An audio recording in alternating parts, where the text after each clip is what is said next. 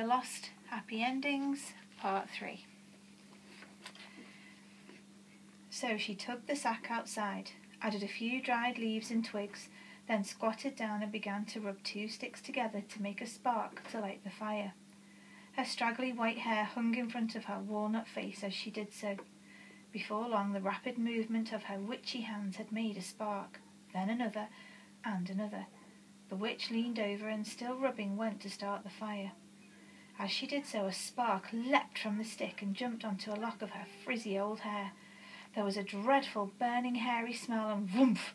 The bad old woman's hair was on fire. She shrieked horribly and stood up, beating at her head with her hands, but the flames jumped onto the sleeves of her old black frock and dyed them orange. The witch danced crazily around the fire, singing hideously. The flames danced with her, cheek to cheek, step by step, arm in arm. 1, 2, 3, 1, 2, 3. The witch's screams scattered the sleeping birds from the trees in a panic of wings. Jub heard the awful noise and smelled a strange, salty, burning smell drifting through the trees. She followed her nose, and it led her to the middle of the forest. At first, she thought she had stumbled upon a fire, spitting and crackling like the breath of a dragon. But then the fire opened its jaws and roared, and she saw it was the witch burning to death.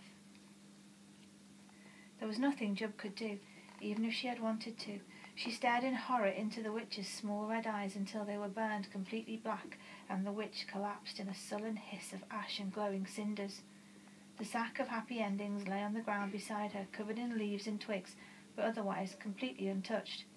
Jub grabbed the sack and ran as fast as her short legs could carry her towards the huge old oak tree on the other side of the forest. When Jub had written the last sentence of her ending, the golden words glowed more brightly than ever against the page of night, and then suddenly disappeared. Jub shivered and looked around. She was standing next to the remains of a small fire and holding the sack of happy endings in one hand and the golden pen in the other. There was a strange chill in the air, but there was still time if she ran and ran to send the happy endings out into the world for that night's bedtime. Jub put her sack onto her back and turned and ran through the trees as fast as she ever had in her whole life. A soft rain began to spit gently on the dull, smoky coals of the fire. The moon gaped down at the forest agog with light. Jub dropped the golden pen as she ran and ran and ran, but I found it in the woods and wrote this with it.